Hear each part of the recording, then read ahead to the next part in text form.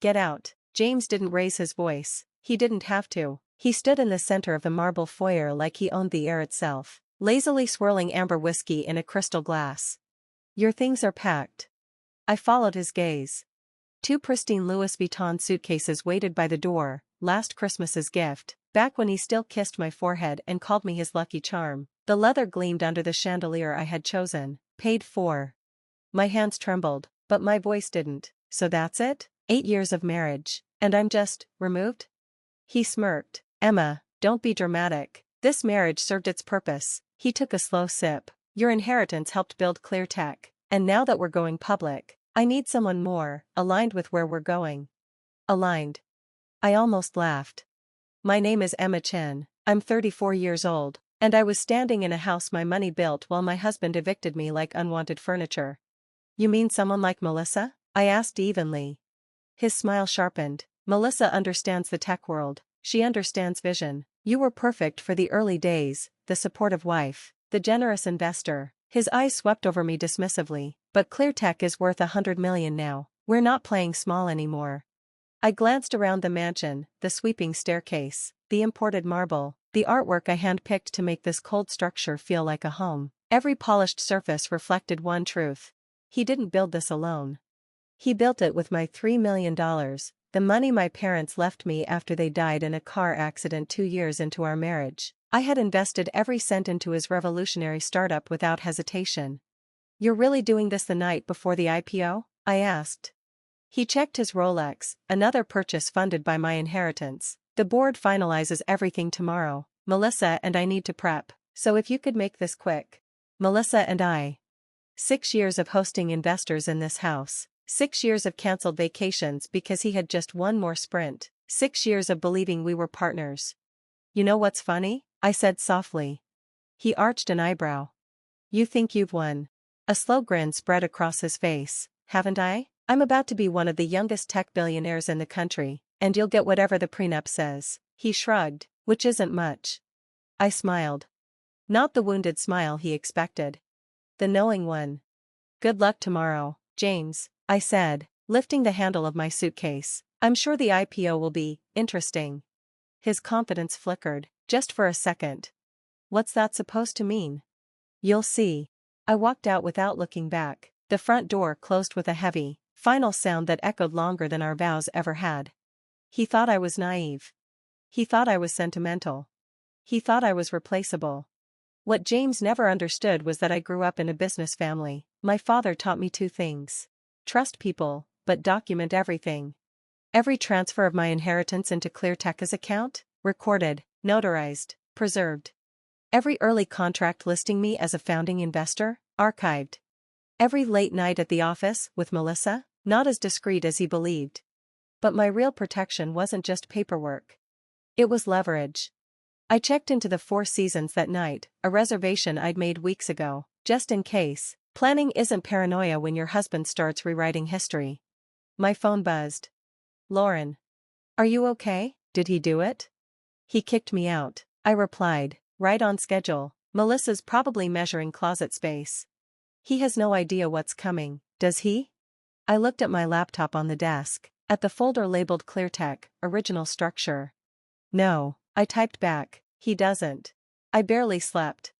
6 years ago, James was a struggling entrepreneur with ambition bigger than his bank account. I believed in him. When I wired $3 million into ClearTech, he held me like I'd handed him the world. You and me against everyone, he'd whispered, partners in everything. Partners. Now he wanted a rebrand. What he forgot was simple. You don't erase the person who financed your beginning. The next morning, ClearTech's headquarters gleamed in the sunlight. As I stepped inside, the security guard blinked. Mrs. Chen, Mr. Wilson said you wouldn't be coming in anymore. I slid my ID across the desk. It scanned green. He's been mistaken about a lot of things lately. The elevator ride to the executive floor felt surreal. I'd been here dozens of times, bringing him dinner, hosting networking events, smiling beside him in interviews where he called me his biggest supporter. Supporter. Not founder. Not investor. Not stakeholder. The boardroom doors were closed, but his voice carried through them, confident, charismatic, rehearsed. And this IPO positions ClearTech as the leader in cloud security innovation, our proprietary infrastructure. I opened the door. Silence fell like a dropped curtain. 12 board members stared at me. James stood frozen at the head of the table. Melissa sat beside him, perfectly polished, and suddenly very pale. Emma, he began. It's Ms. Chen, I corrected calmly.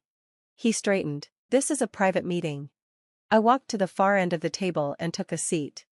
As a major stakeholder in ClearTech, I believe I'm entitled to attend. Murmurs rippled around the room.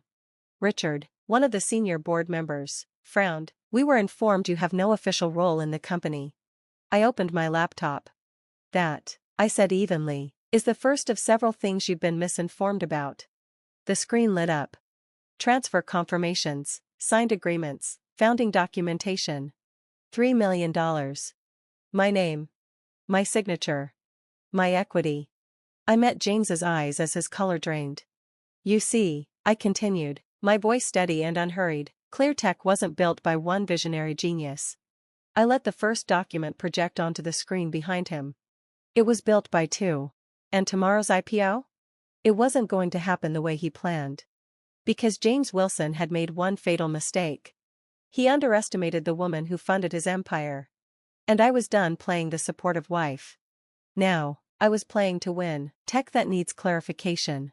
James's composure slipped, just for a second. Emma, he warned under his breath, don't do this, whatever you're thinking. I didn't answer. Instead, I connected my laptop to the boardroom screen. The projector flickered to life. Gasps rippled around the table. Displayed in crisp, undeniable detail was the original founding agreement for ClearTech, a $3 million transfer from my personal account into company capital, dated, notarized, and signed by both of us. My name wasn't listed as supportive spouse. It was listed as founding investor and strategic partner. As you can see, I said evenly, this was never a sentimental gesture, it was a structured business investment, with clearly defined authority over major corporate events. I paused deliberately. Events such as an IPO. Several board members exchanged uneasy looks. One flipped through the printed packets in front of him, clearly not finding this document among them. James straightened his jacket. That agreement was from the startup phase. The company has evolved. Yes, I agreed calmly, clicking to the next slide. It has. The screen split in two. On the left, the original incorporation documents listing my equity percentage. On the right, the amended version submitted with the IPO filing. My equity, reduced. My title, removed. My signature block, altered. The room erupted into low, alarmed conversation. Those documents were filed with regulators, Richard said slowly. Are you suggesting? I'm not suggesting, I replied. I'm demonstrating. James's jaw tightened. Melissa's manicured hand gripped his sleeve.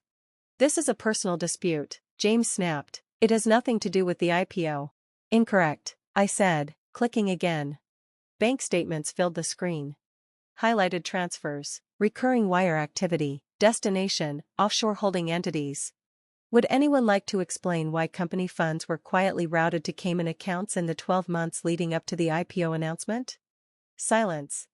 Then chaos. Phones appeared, legal whispers, panic spreading in controlled corporate tones. These are tax optimization vehicles, James insisted, his voice no longer steady, perfectly legal. Then you won't mind if independent auditors verify that, I replied. Melissa suddenly stood. This is revenge. You're angry he's moving on. I looked at her evenly. No, I'm prepared. Another click. Emails appeared on screen, internal company correspondence. Subject lines referencing post-IPO structure, mentions of new entity transition, promises of equity allocations from offshore holdings. Melissa's face drained of color. How did you get those? She whispered. You discussed company strategy over company servers, I answered, with a security infrastructure partially funded by the investor you were planning to sideline. Richard stood abruptly. Mr. Wilson, is this accurate? James didn't answer immediately. And in boardrooms, silence is guilt. This is a simple decision, I said, letting the room settle just enough to hear me clearly. Postpone the IPO, conduct a full audit, restructure leadership to reflect actual ownership. I met James's eyes. Or I forward this entire file to regulators. He moved toward me, fury radiating off him. You're trying to ruin me.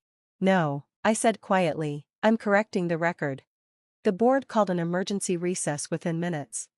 As members filed out, phones pressed to ears, crisis teams already mobilizing, I calmly disconnected my laptop. Everything I'd shown them was real. And it was only a fraction of what I had. Richard approached me before leaving. Ms. Chen, we need a private discussion about your role here. I look forward to it, I replied. Across the room, James and Melissa argued in harsh whispers. For the first time since I'd known him, James looked uncertain. Not angry. Not arrogant. Uncertain. The weeks that followed were brutal, for him. The IPO was postponed indefinitely.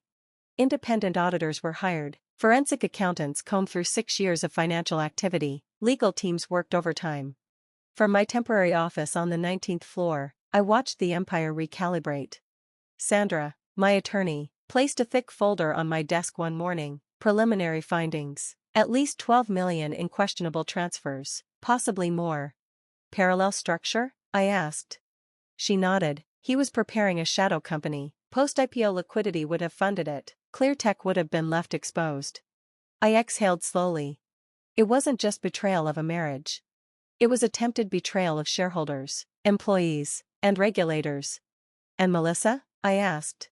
Sandra allowed herself a small smile, cooperating fully. Emails, drafts, recordings. Self-preservation is a powerful motivator. The press moved fast. Headlines shifted from celebration to scandal. James's once polished reputation in tech circles fractured almost overnight. But I wasn't interested in humiliation. I wanted structural correction. The final board meeting was decisive. James sat at the far end of the table, diminished but defiant. Richard cleared his throat. Following the audit and legal review, the board has drafted a resolution. The terms were read aloud. James would step down as CEO. Offshore accounts frozen pending investigation. Governance restructuring implemented.